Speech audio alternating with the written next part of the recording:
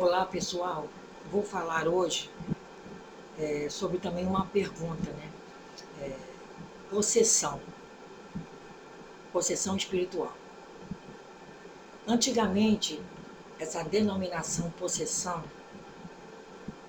se transformou gradativamente em subjugação, porque existe a possessão, ou a denominação possessão, ela é levada para o lado negativo da coisa. Se você falar em possessão, a pessoa logo pensa em algo negativo. Então, a denominação subjugação, ela é mais apropriada porque nós vamos estar falando de possessão maligna e subjugação benigna. Então, se transformou em subjugação maligna e semi-subjugação benigna. Então, como é a subjugação maligna? Ela vem de graves erros do passado, normalmente, né? Espíritos devedores, que são, nesta vida, é, as vítimas, né? Das suas vítimas do passado. E então eles vêm por sentimentos de vingança, né? E forte afinidade bioenergética. Forte afinidade. Porque, como já dito em outros vídeos, um obsessor, ele só nos acha devido à nossa afinidade, ao nosso grau, né, de espiritualidade, porque se nós não mudarmos, eles nos acham. Então, muitas das vezes, a grande maioria das vezes, nós conseguimos uma reencarnação e eles não. Muitas vezes também, como já foi explicado, eles nem querem uma reencarnação nova porque eles querem perseguir. A coisa foi tão grave feita no passado que eles ficam perseguindo talvez até por séculos. Mesmo com aquele outro, que no momento agora é a vítima, porque anteriormente a vítima era o obsessor, agora está sendo a vítima esse agora, e o obsessor passou a ser, que era a vítima, passou a ser aquela consciência que acusa. Né? Então consiste num domínio da vontade do desencarnado sobre o encarnado. E muitas vezes esses crimes hediondos que a gente vê pelo mundo afora, eles são oriundos dessas afinidades, porque o obsessor, ele comanda tanto a mente do encarnado, né, ele comanda tanto, que ele passa a ser o mentor de todas essas coisas ruins que a gente vê por aí na mídia, atualmente cada vez pior. Porque Deus está dando a chance para eles de reencarnarem novamente, a última chance, e eles venham e aproveitam para atacar os seus algozes do passado, né? Que nesse momento agora são as vítimas. Então, esses crimes que tem por aí, normalmente são consequências desses obsessores, que agora, nesse caso, são os obsessores que são nossas vítimas do passado. Né? E há também os casos de dupla personalidade, que não é esquizofrenia, e não é. É o prevalecer da mente mais forte sobre a mais fraca. Compreenderam? Então, nós temos outros casos aí, que eu vou fazer até um vídeo de personalidades múltiplas, que é um estudo muito interessante sobre a questão que, às vezes, até um psicólogo, né, que eu sou uma psicóloga nata, eu já olho para a pessoa, já vejo tudo, também devido à minha mediunidade.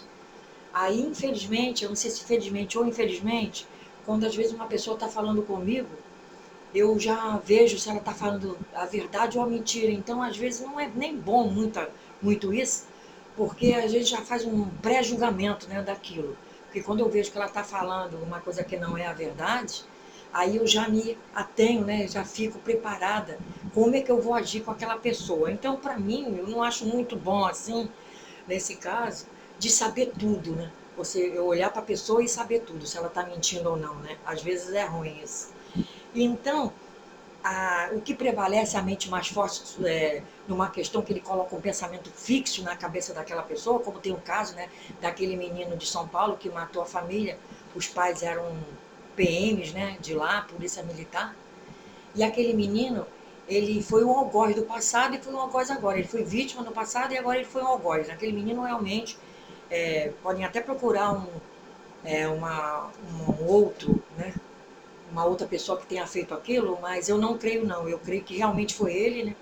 A mente dele já era uma mente que veio naquela criança, era um algoz, né?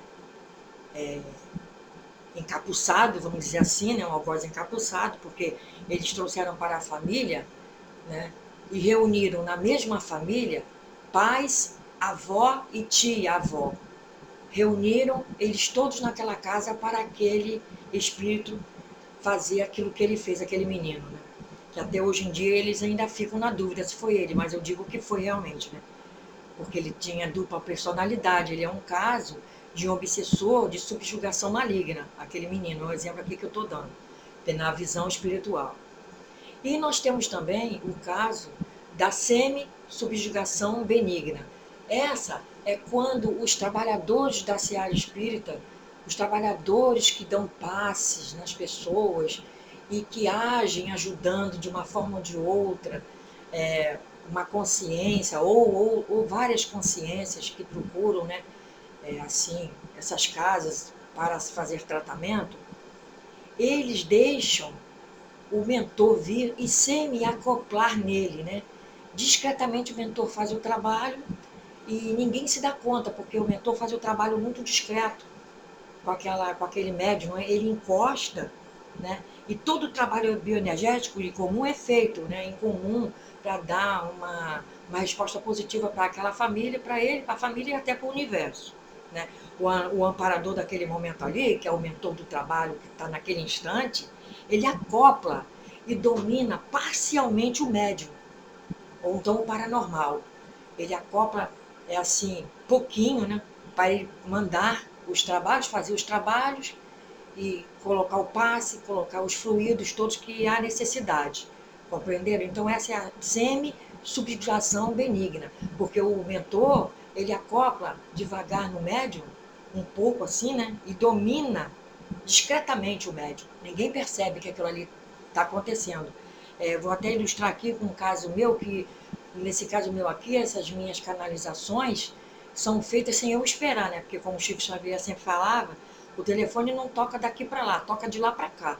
Então, aqui em casa me acontece isso, né? Às vezes não acontece nem no local que eu estou, ou nem na casa espírita, ou nem na igreja messiânica, né? Não acontece, acontece quando eu chego em casa.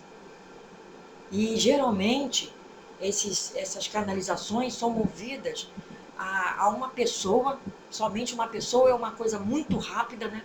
Que depois eu passo a mensagem para aquela pessoa. Normalmente é uma coisa muito rápida, toda feita pelo frontal, né? Toda feita pelo terceiro olho. E então, e pela telepatia, né? Da divindade do mentor que está mandando essa mensagem para mim, para a pessoa, através de mim, né? Normalmente ele não está próximo de mim, não está fazendo a canalização ali ao meu lado, normalmente é na minha casa, né? E ele está lá na dimensão dele, mas ele manda a mensagem para mim. Então há uma semi-subjugação benigna aí também, porque eu preciso daquela mensagem para mandar para a pessoa, dar para a pessoa depois. E algumas vezes ele não fala para eu dar a mensagem. Eu é que decifro, será que eu tenho que dar, será que eu não tenho? Eu aguardo a resposta da espiritualidade, porque eu gosto de fazer tudo muito certinho nessa questão espiritual, e aguardo a resposta dos mentores, se eu posso fazer ou se eu não posso fazer, passar, né, essa canalização para a pessoa envolvida. Normalmente, as minhas canalizações, geralmente, são para as pessoas individuais. Às vezes acontece de ter uma mensagem geral, acontece de ter, mas normalmente são para as pessoas envolvidas comigo, as pessoas amigos, né? Ou então já aconteceu de eu ter uma canalização para algumas pessoas que não fazem parte do meu ciclo de amizade, não fazem parte da minha família. Aí eu vou, peço permissão, e se me é dada a permissão, eu vou falar para a pessoa fica assustada, a pessoa, meu Deus, eu estava precisando dessa resposta. E foi a senhora que veio me dar essa resposta. Como que a senhora sabia isso tudo da minha vida? Que a senhora não sabe nada de mim.